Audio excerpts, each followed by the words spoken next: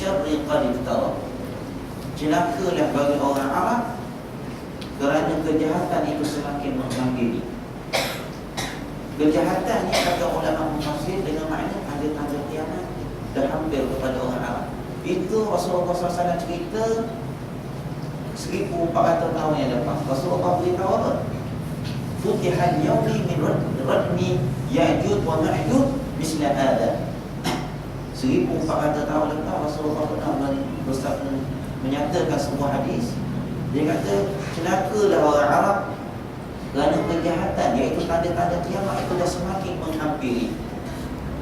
Kemudian Rasulullah SAW kata pada hari ini, hari yang Rasulullah SAW menyatakan hadis ni, pada hari ini telah terbuka sedikit lubang yang telah menutup dua makhluk Allah, dua bangsa yang akan merosakkan muka bumi ini, iaitu orang panggil Ya'juj wa Ma'juj. Ya'juj wa Ma'juj ni dua bangsa yang apabila dia keluar dulu dah ada dah zaman Zulkarnain. Dalam Quran Allah Subhanahu Wa Taala cerita, tapi Zulkarnain dapat kawan, dapat kepung dia di satu lembah, dan dia minta dia tutup lembah tadi di antara dua gunung tadi dengan tembaga dan dengan tembaga yang dibakar.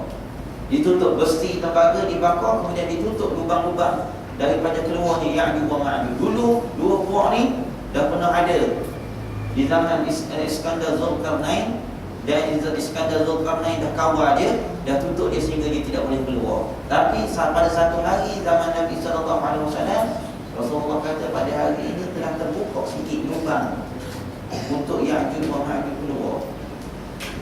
Kemudian Rasulullah SAW mengisyaratkan dengan wahallaqa bi usbu'aihi al-ibham walladhi taliha. Rasulullah pun telah mengisyaratkan dengan dua jari, iaitu ibu jari ini dan juga jari telunjuk ni. Hakadha, kata Rasulullah. Dengan lubang yang sebesar ini telah terbuka. Itu 1400 tahun yang lepas. Dan Ya'juj wa Ma'juj seperti mana yang dinyatakan dalam Al-Quran, dalam surah Al-Kahfi, jelasnya dia akan keluar apabila datang perintah Allah. Bila datang ketentuan Allah pada masa yang telah ditetapkan, maka akan keluarlah Ya'juj wa Ma'juj, iaitu makhluk dua kaum yang akan datang selepas kedatangan Dajjal la'natullah alaih. Dajjal baru Ya'juj wa Ma'juj. Dia akan menghancurkan bumi, akan makan segala benda yang ada di dalam bumi, akan merosakkan makhluk perosak yang paling hebat sekali ialah Ya'juj wa Ma'juj. Itu 1400 tahun yang lepas. Bahkan dalam peristiwa Isra' Mi'raj, ketika Rasulullah SAW melalui dalam perjalanan, dalam musafirnya ke Sidratul Muntaha untuk mengambil perintah Allah, perintah sembahyang, ada dijumpa dengan satu orang ajuz, satu orang wanita tua. Dijumpa dengan satu wanita tua. Wanita itu dah tua, bongkok 3 dah, kata Rasulullah. Bongkok 3 dah, tapi masih lagi mengenakan makeup. Bibir dia merahkan, pipinya dia pupuh lagi dengan warna-warni, mata dia dicelokkan, alis dia ni, dia punya kening dia dinipiskan. Dia memberi salam kepada Nabi SAW. Kata Jibril, jangan jawab salam. Bila berlalu daripada tempat tu, Rasulullah tanya Jibril alaihissalam, siapakah itu? Wanita yang bongkok 3 tapi masih berhias. Maka kata Jibril alaihissalam kepada Nabi SAW, itulah dia dunia. Dunia 1400 tahun yang lepas, keadaan dia dah bongkok 3. Kita dah melalui zaman yang begitu panjang selepas kewafatan Nabi SAW. Kita tak tahu bagaimana umur dunia sekarang. Dunia masa itu dah tua tapi suka nak melawar lagi. Dia dah tua tapi dia nak mengindahkan lagi diri dia, dengan tujuan supaya orang sentiasa berada di dalam khayalan bahawa dunia ni masih panjang lagi, dunia ni ada lagi. Orang tidak akan bekerja-kerja kepada urusan-urusan akhirat kerana mereka menilai bahawasanya dunia masih panjang. Sentiasa angan-angan ini didatangkan oleh syaitan. Sebab tu kata ulama, carilah dunia seolah-olah kamu nak mati besok hari. Carilah dunia seolah-olah, carilah akhirat seolah-olah kamu nak mati besok hari. Dan carilah dunia seolah kamu nak hidup 1000 tahun lagi. Tapi ada orang dia salah tafsir. Di salah tafsir kenyataan ni, carilah dunia seolah kamu nak mati besok, carilah dunia, carilah akhirat seolah kamu nak mati besok hari, dan carilah dunia seolah kamu nak hidup 1000 tahun lagi. Ada orang di salah tafsir, dia tafsir dengan makna carilah dunia seolah kamu nak hidup 1000 tahun lagi. Jadi kita kena kemah lagi dalam dunia kita sebab 1000 tahun lagi nak hidup. Dia ambil kat situ. Jadi dia perkemahkan lagi, dia banyakkan lagi bangunan dia perkemahkan lagi keuangan dia, ekonomi dia makin dia perkemahkan sebab lagi 1000 tahun nak hidup ni. Sedangkan makna kalimah ini ialah carilah akhirat seolah kamu nak mati besok hari. Bererti untuk urusan akhirat tak boleh lagi ditangguhkan sebab besok dah nak mati. Carilah akhirat seolah kamu nak hidup 1000 tahun lagi. Bererti untuk urusan dunia boleh ditangguhkan. Carilah dunia seolah kamu nak hidup 1000 tahun lagi. Berarti 1000 tahun lagi nak hidup. Tahun ni nak pergi haji ke nak beli rumah. Kalau saya beli rumah, saya tak pergi haji. Kalau saya pergi haji, saya beli rumah. Kalau pakai kaedah ni, berarti kita akan mendahulukan urusan haji dulu daripada beli rumah. Sebab apa? Carilah akhirat seolah kita nak mati besok hari. Tak pergi tahun ni, mungkin boleh jadi besok kita akan mati. Tapi kalau urusan dunia, tidak. Apa kita tangguhkan? Nak ada serat, banyak benda nak pakai daripada dunia, kita tangguhkan. Sebab apa? Seolah-olah lagi 1000 tahun kita nak hidup di dalam dunia. Jadi ketika 1400 tahun yang lepas, umur dunia pun seperti diibaratkan seperti satu wanita tua yang dah pokok 3. Jadi kita tak tahu bagaimana keadaan dunia pada hari ini. Sebab itulah kebanyakan ulama, kalau kita baca dalam kitab susunan Abu Ali Al-Banjari ni, nama samaran kepada Syekh Fahmi Zamzam An-Nadwi Al-Maliki, salah seorang daripada anak murid kepada muhaddisin yang masyhur yang meninggal dunia, Sayyid Muhammad Alawi Al-Maliki rahimahullah subhanahu wa ta'ala. Dia ada membuat satu susunan kitab, iaitu 40 hadis tentang peristiwa akhir zaman. Kalau kita baca dalam kitab itu, dah banyak dah kita cuba baca apa yang telah diceritakan oleh Rasulullah tentang peristiwa akhir zaman, tanda kiamat-kiamat kecil sebelum kemunculan Al-Mahdi, sebelum akan berlakunya peperangan yang berterusan, sebelum akan berlakunya gempa bumi yang berterusan. Tanda-tanda kiamat kecil yang sebahagiannya disebutkan bahawasanya Rasulullah SAW beritahu di antara tanda kiamat ini yataqarabuz zaman, iaitu masa itu akan jadi makin cepat. Disebutkan dalam kitab Fathul Bari Ibn Hajar Al-Asqalani yang disebut masa makin cepat. Apa makna masa makin cepat? Masa makin cepat ni dia diibaratkan seperti makna al-his al-hissi. Kadang-kadang cepat tu cepat dari segi makna ataupun cepat dari segi hasil. Cepat sungguh, terasa cepat itu. Sebagian ulama ambil kata apa makna masa itu makin cepat?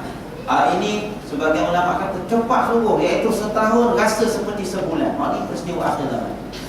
Setahun rasa seperti sebulan. Ada ulama tafsir hadis mentafsirkan hadis ini dengan makna cepat tu setahun dia macam sebulan.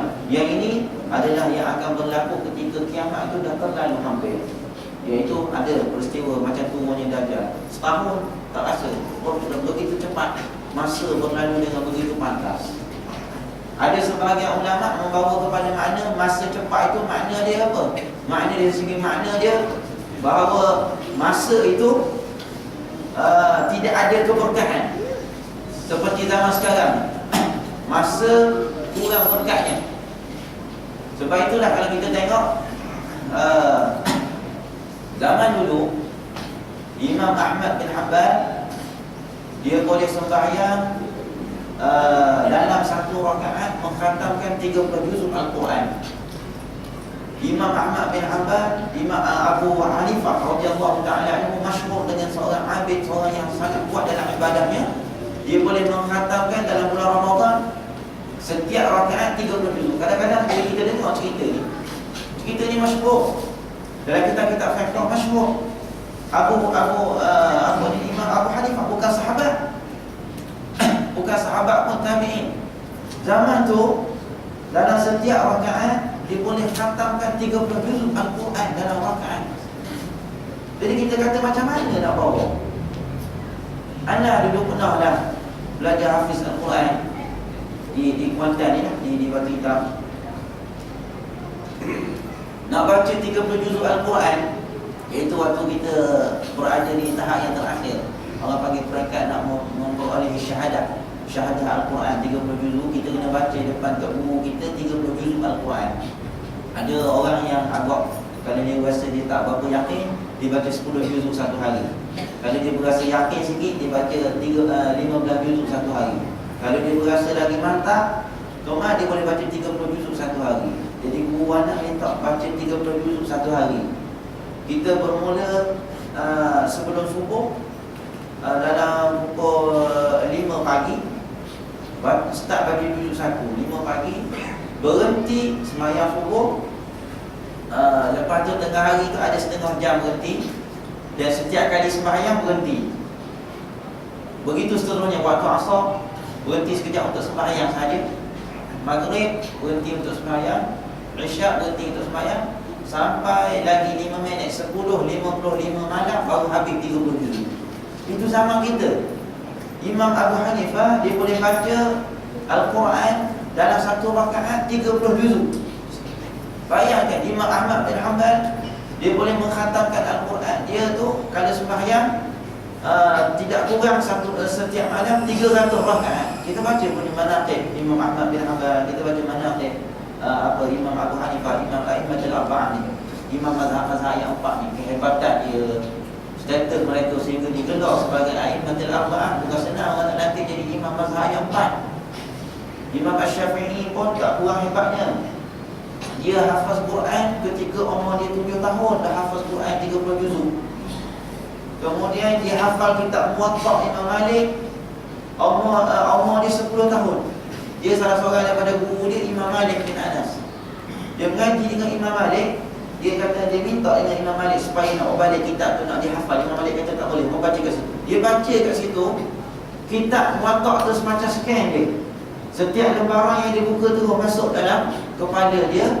Dalam 3 hari dia hafal kitab Muwatta Imam Malik. Kalau kita tahu kitab Muwatta Imam Malik, kitab yang sangat tebal, yang hadis berserta dengan sanad Imam Malik sampai kepada Rasulullah. Imam Malik ambil daripada siapa? Ambil daripada fulan daripada sampai dah an Abi Hurairah an Rasulillah. Banyak hadis kena hafal sekali dengan sanad. Imam Syafi'i hafal dalam 2-3 hari saja. Ketika umur dia 15 tahun, dia telah diijazahkan untuk mengeluarkan fatwa. Imam Asy-Syafi'i umur 15 tahun, tingkatan 3, telah mendapat restu daripada guru dia, Mufti Makkahul Mukarramah pada ketika itu, untuk dia memberi ijazah. Kamu sekarang boleh beri ijazah, mana boleh beri fatwa. Orang yang tak fatwa boleh. Ketika itu Imam Asy-Syafi'i baru berusia 15 tahun. Orang yang sangat hebat hafazan dan ilmunya. Ketika 15 tahun telah diiktiraf seluruh ulama. Ketika dia pergi ke Iraq, seluruh ulama Iraq dah datang untuk berguru dengan dia, dengan Imam Asy-Syafi'i rahimahullah subhanahu wa ta'ala.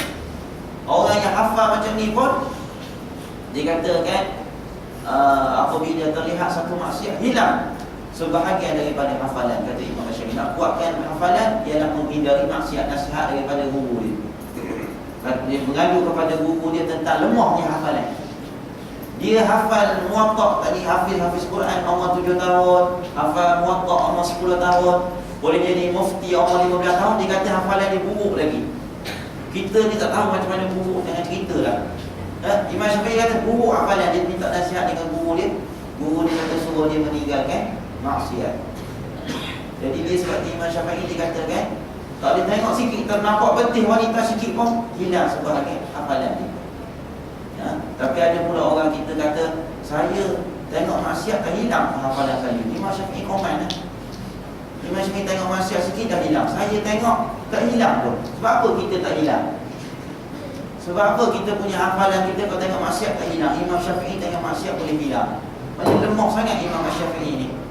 Jadi ulama beritahu, sebab kita ni tak ada benda yang nak dihilangkan, ya? Kita tak ada hafal dia pun. Nak hilang apa? Imam Syafi'i Quran lagi, hadis lagi. Jadi kalau tengok maksiat berasa hilang.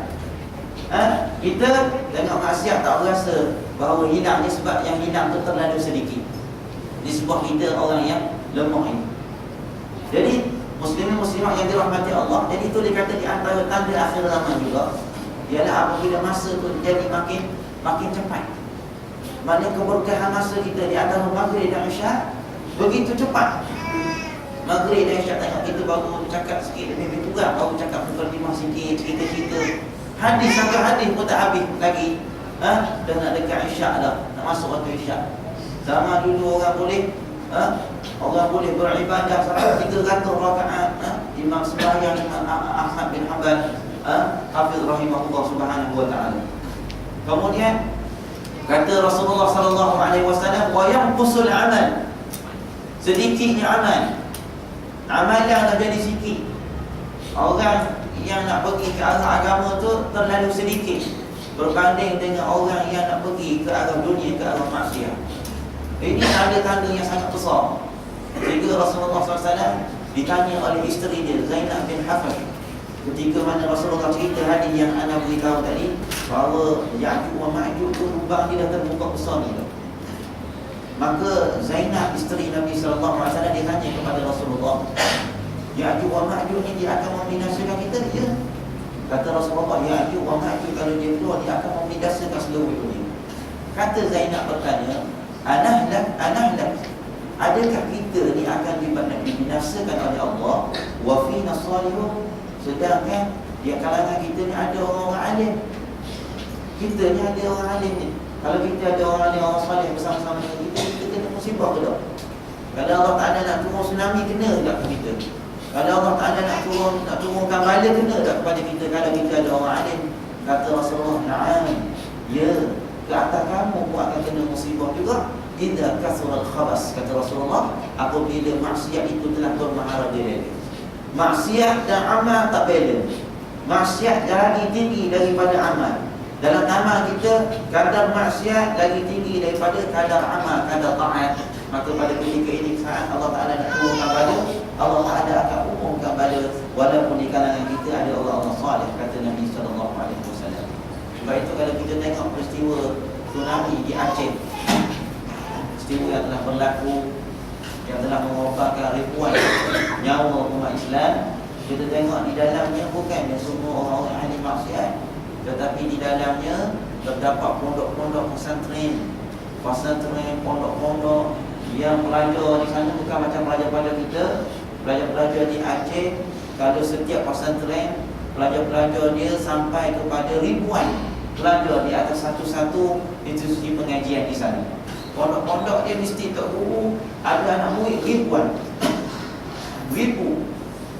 Maknanya kalau setakat di Indonesia, anda tanya sahabat-sahabat yang belajar di Yaman, orang Indonesia tanya, maknanya kalau untuk guru, kalau pondok dia tu ada 300-400, itu maknanya untuk guru yang common lah di sebuah penduduk Indonesia. Sebab memang dia punya pesantren dia ada ribuan. Orang baca hadis, orang baca Al-Quran, tetapi terus dihancurkan oleh Allah Subhanahu Wa Taala. Cuma beza dia, dekat akhirat barulah diasingkan. Yang mana orang soleh, yang mana orang yang talih. Yang mana orang soleh, orang yang beribadah kepada Allah, orang yang taat, yang mana ahli maksiat akan diasingkan di akhirat. Tapi ni sebuah ujian, bala, fitnah, maka ke atas orang-orang soleh pun akan dikenakan juga. Apabila Allah Subhanahu Wa Taala berkehendak untuk menurunkan bala dan ujian, maka kata Rasulullah akan berkurang ada amal, wa yulqasyah, dan juga kebakhilan akan bermaharaja. Bakhil, manusia bersifat bakhil. Wa tabhaul fitan, dan terzahir fitnah di sana sini. Fitnah maknanya benda-benda yang tak disukai oleh manusia. Segala benda-benda yang bersifat manusia tak suka terzahir di sana sini. Hari ini ulama beritahu di antara tanda terzahir